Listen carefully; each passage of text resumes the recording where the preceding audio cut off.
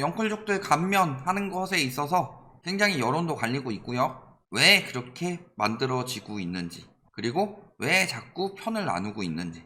그래서 결국에는 노태우 전 대통령 무슨 짓을 했느냐? 편을 엄청나게 나눴죠. 우리나라야 원래 좀 편이 좀 나뉜 나라긴 하고, 뭐 분당 정치나 뭐 이런 것도 노론 소론 뭐 이런 것도 나뉘기도 했고, 근데 이때 투표할 때 김대중, 김영삼 요 구도에서 여기가 이제 군사정권에서 투표 형식으로 갔지만 그 잔재가 남아있는 쪽이고, 그러니까 여기랑 여기가 강력하니까 상대가 안 되죠. 그러니까 뭐 했어요? 연합해가지고 여기가 호남이면 여기가 영남, 여기가 이제 충청 쪽 잡아가지고 표 더하면 크네? 그래서 지역 감정을 굉장히 조장하기 시작했죠. 그런 것처럼 표를 얻기 위해서는 프레임을 씌워서 적을 만드는 게 좋다. 그래서 이번에 윤석열 정부가 이재남의 표를 많이 받았죠. 20대 남자들. 그러면요, 이재명이라고 보기도 그렇고 여기는 이제 아예 민주당 쪽에 프레임을 잡은 건데, 일단은 부동산 문제도 있지만 또 프레임 잡은 게 뭐예요? 남녀 갈등 플러스 세대 갈등. 자, 요거 두 가지만 보시면은 본인들이 피해를 받고 있다라고 생각하는 사람들은, 그래서 우리에게 혜택을 주겠다, 너네가 피해를 많이 봤으니까, 이런 사람들은 정상적인 판단이 안 들어가고 좀 많이 여론에 쏠리게 되어 있다. 반대로 남녀 갈등에서 여기서 2대 녀는 이쪽으로 갔죠. 그 다음에 세대 갈등 어떻게 나눴어요? MZ 세대, 기성 세대. 근데 기성 세대들은 알아서 뭐 투표를 했겠지만 MZ 세대들 이쪽으로 좀 몰려야 되는 식으로 만들었죠. 이렇게 편가르기 해가지고 나오니까 지금 정책들이 어떤 식으로 나오는 거예요? 공정과 상식이 아닌 편가르기식 정책이 나오고 있고, 이거는 정부뿐만이 아니라 언론에서 계속 뒷받침을 해주고 있죠. 그래서 이런 편가르기에 대해서 벼락거지를 조롱하고 있던 영끌족들 구제해주겠다고 하니까 구제 당하는 영끌족들은 물론 정부가 굉장히 고맙겠죠. 그런데 벼락거지라고 조롱받았던 사람들은 어떻게 했느냐? 상실감이 더 크지 않겠느냐? 그러니까 지금 지지율도 떨어지고 뭐 이런 게 나오고 있는 거죠. 그래서 편가르기 얼마나 들어간다, 이런 부분을 보셔야 되겠죠. 자, 지금도 보면은 영끌 비투는 한국 사회가 몰았기 때문에 국가가 안아야 된다. 몰아도 하는 사람이 있고 안 하는 사람이 있습니다. 그리고 몰려서도 할 수 있는 사람이 있고 할 수 없는 사람이 있습니다. 그러면 할 수 있었던 사람들은 할 수 없었던 사람들보다 상대적으로 박탈감도 덜했고 충분히 더 재기할 가능성도 크죠. 그런데 뭐예요? 결국 전 정권, 결국엔 전 정권 탓이다. 전 정권 탓이에요? 집값이 올라간 이유는 유동성을 풀었기 때문이고 바젤3가 늦게 도입되었기 때문이고, 세계적으로 DSR 다 때려 박았는데 우리나라 DSR 늦게 들어왔다. 물론 문재인 정권의 잘못된 점은 많다. 예를 들어서 규제, 시장을 억제하는 규제가 잘못됐다. 아니요, 규제는 제대로 들어갔는데 천천히 잡으려고 타이밍 계속 늦추고 했던 것들 문제점. 그 다음에 코로나 터졌을 때 진짜 강력하게 들어갔었어야 돼요. 왜냐면 그 전까지는 제대로 했었다. 그러니까 9.13 이후 슬금슬금 떨어지고 있었고 그게 정상적인 추세였는데, 그러니까 결국에는 뭐 대출 억제하고 이런 것들 다 들어갔고, 문제는 코로나 터지기 전에 DSR이 제대로 적용되도록 했었어야 되는데 너무 늦춘 게 있죠. 금리 미국 따라서 빨리 못 올리고. 그런데 문제는 그 전에 규제 풀고 유동성 풀어서 가뜩이나 이제 세계적으로 이제 부동산 심리 사라져가지고 우리나라도 부동산 심리 사라져서 거품 빠지고 이제 안정적으로 정상화돼서 살려고 하는데, 부동산 빚내서 집 사라, 경기는 부동산으로 살리겠다, 가계 부채로 살리겠다, 한 게 잘못이지. 편 가르기 들어간 거예요. 무조건 전 정권 탓. 뭐 하면 전 정권 탓이잖아요. 전 정부는 안 그랬다고요? 그건 잘못된 거죠. 마찬가지. 그러면서 전문가들 구조 개선해야 된다, 경제 전방 악영향을 끼친다, 그러면서 뭐라 그래요?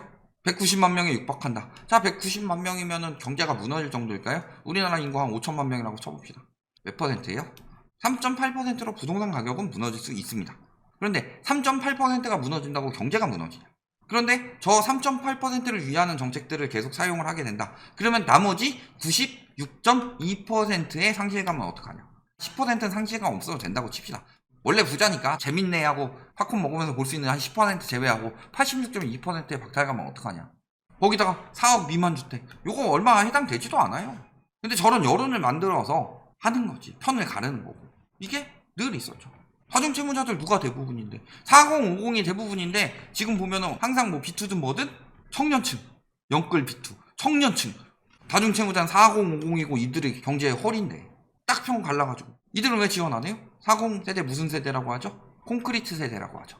노무현 정부 때 여론에 많이 넘어갔죠. 그래서 저 세대에서 막 노무현 대통령 싫어했다가 나중에 보니까 아, 내가 잘못 생각했구나 하면서 콘크리트 세대로 지지를 하죠.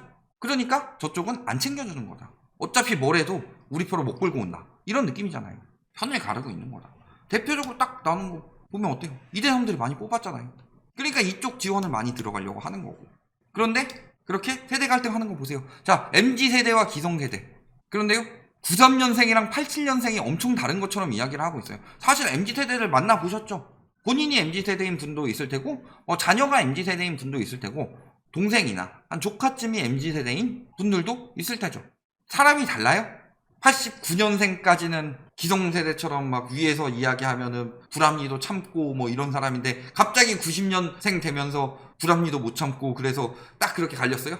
7차 교육과정, 8차 교육과정 해가지고 수능에서 확률과 통계는 뺀다, 뭐 기하 벡터는 뺀다 이런 것처럼 딱 그렇게 나눴어요? 교육과정처럼? 아니에요. 89년생이든 90년생이든 비슷하다. 89년생이랑 88년생은 비슷한 세대를 살았고 89년생이랑 90년대생은 비슷한 삶을 살았어요. 87년생이랑 93년생은 얼마나 차이 나는 삶을 살았을까요? 근데 저런 것들만 끄집어내서 MZ세대들은 다 이렇다. 이런 MZ세대들만 끄집어내서. 그래서 MZ세대들은 자신이 희생하더라도 가게를 위해서 더 일하는 알바도 있고, 이거는 MZ세대와 기성세대의 차이가 아니다. 기성세대에서도 내가 알바를 왜 해야 돼 하고 칼퇴하는 사람이 있고, MZ세대에서도 더 하는 사람들이 있어요. 근데 자꾸 저런 식으로 만들면 어떻게 되느냐. 그런 사례들만 눈에 띄면 그렇게 보인다. 사람의 심리가 그렇다. 수능을 봤을 때요, 둘 중에 하나를 찍어서 틀릴 확률이 많을까요? 맞출 확률이 많을까요? 반반이죠. 그런데 사람들의 인식에는 나 둘 중에 하나 찍으면 다 틀려. 이런 인식이 있어요. 왜? 맞은 건 금방 잊어버리고 틀린 거는 기억에 남으니까. 그런 것처럼 저렇게 자꾸 이야기를 하면은 MZ세대가 자기 권리를 챙기려고 한다. 그럼 기성세대가 봤을 때는 그럴 수도 있지. 근데 MZ세대가 봤을 때는 MZ세대니까 저런다. 그러니까 세대 갈등을 만들고 있는 거죠. 그래서 이대남 표를 받아 먹었어요. 그래서 이대남 쪽으로 지원 간다 하고 있는데, 실질적인 이대남의 대부분들은 어떨까요? 그들이 원하는 것처럼 B2, 코인, 영끌만 했을까요?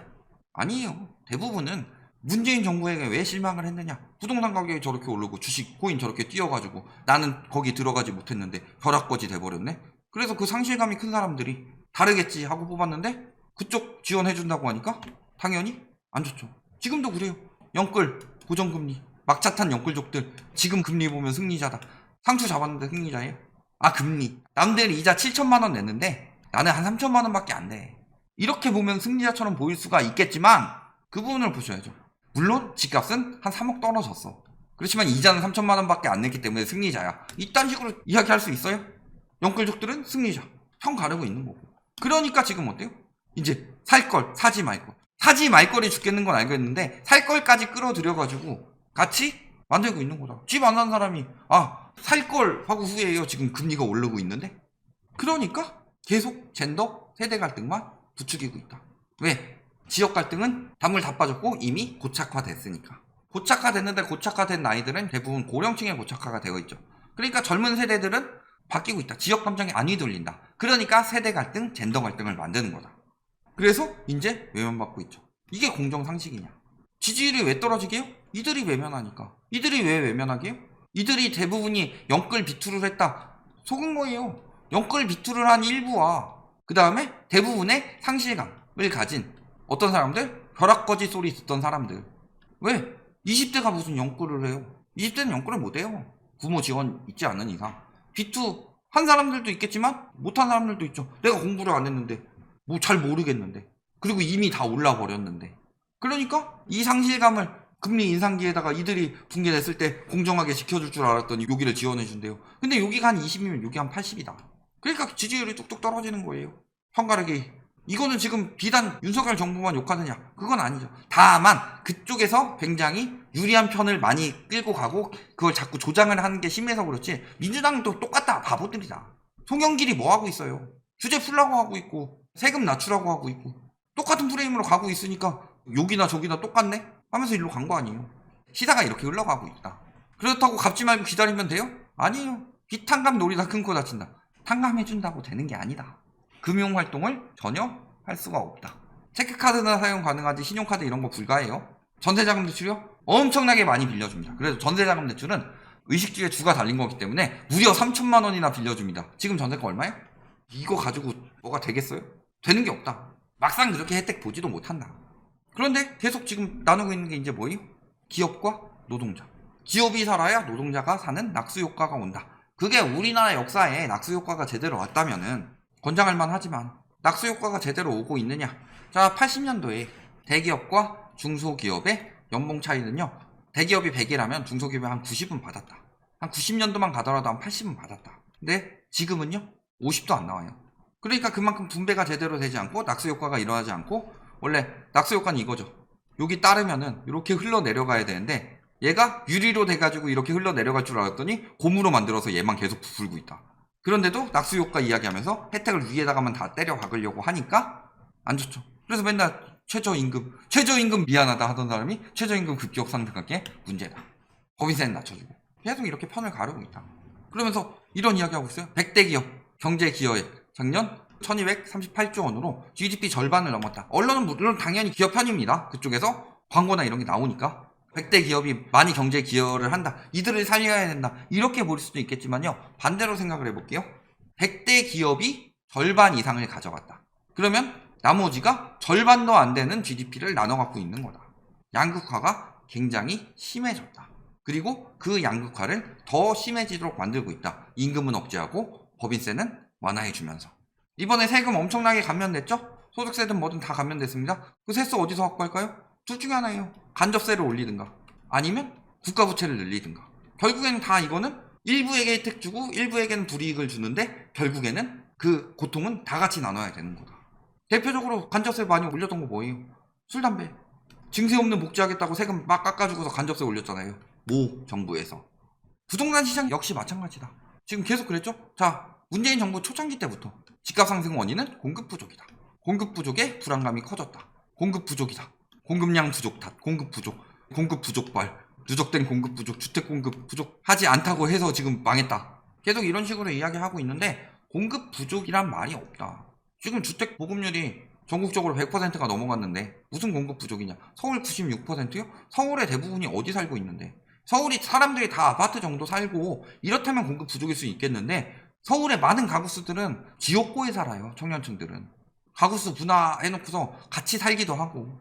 근데 공급 부족 계속 이야기를 프레임을 만들고 있죠. 그런데 지금 2022년 공급 부족이 되었을 때 진짜 공급 부족이죠. 문재인 정부 때는 박근혜 정부나 이명박 정부 때보다 입주량이 많았다. 단 2022년에는 적었다. 그럼 진짜 지금은 공급 부족인데 왜 집값이 떨어질까요? 가격이 오를수록 공급이 함께 는다. 즉 공급을 늘리려고 하는 이유는 뭐예요? 가격이 오르니까. 가격이 오르니까 공급이 늘고 그게 부동산 시장 안정화라고 편가르면서 거짓말을 하고 있었던 거다. 그러니까 아다르고 어다른 거예요. 요즘에 뭐 드라마 뜨고 있는 거 이상한 변호사 우영우. 근데 한 글자만 바꿔봐요. 이상한 변호사 우병우 돼요. 확 느낌이 다르죠. 그런 것처럼 아다르고 어다르게 어떻게 말만 바꿔서 하느냐. 요거에 따라 다른 거죠. 공급이 부족해서 집값이 오르는 게 아니라 집값이 오르면서 공급이 과잉됐는데 공급 부족이라고 자꾸 말하는 이유는 집값이 오를 때는 가구를 나누니까. 규제가 들어오고 하니까. 이거를 나눠서 편을 갈라서 집 가진 사람들이 더 오를 수 있다고 생각할 수 있도록 만들고 무주택자들은 빨리 사도록 부추기도록 만들고 그러면서 이득은 건설사에서 챙겼고 공급을 많이 냈음에도.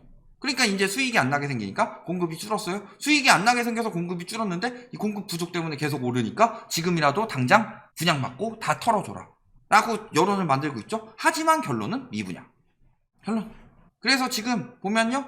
영끌족과 벼락거지 편 나누기를 갔는데 문재인 정부가 영끌족들 다 밀어주고 벼락거지를 만들었다. 벼락거지들에게 희망을 줘야 한다라고 하고 있더니 막상 그 공정과 상식도 마찬가지로 영끌족들에게 혜택을 더 주고 있다. 왜? 이들이 많이 뽑아주도록 여론을 만들었으니까. 이렇게 편 나누기. 지금 과거 지역에서 이제 뭐 세대, 성별 등등 갖은 갈라치기를 들어가서 일부에게 혜택을 주고 일부가 혜택을 받는 동안에 이 고통은 누가 다 분담한다? 다 같이. 이렇게 생겼다. 이런 식으로 갈라치기 하면서 부동산 시장에서도 오른다, 떨어진다 이런 식으로 나눠서 공급 부족 때문에 계속 오른다. 근데 공급 부족 오른다고 뭐 했던 것도 다 거짓말이고 실질적으로는 공급 과잉돼도 다 잘 팔리게 만드는 이득은 쟤네만 맞다. 아직도 저 갈라치기에 당해가지고 지금이라도 연끌 해야 된다고 생각을 한다든가 4% 고정금리 해주니까 안 무너진다고 집값은 떨어져봤자 얼마 안 떨어진다고 이렇게 생각하시나요? 지금 끝물이고 이미 박살나고 있는 것들이 여기저기 나오고 있고 올라갈 때 심리가 계속 올라갈 것처럼 느껴졌다면 떨어질 때 본격적으로 떨어지기 시작하면은 마찬가지다. 잘 생각해 보시면 답은 어떻게 될지 나오고, 이번엔 속았더라도 다음에는 더 냉정하게 볼 수 있는 눈이 생길 것이다. 여기까지 말씀드리겠습니다.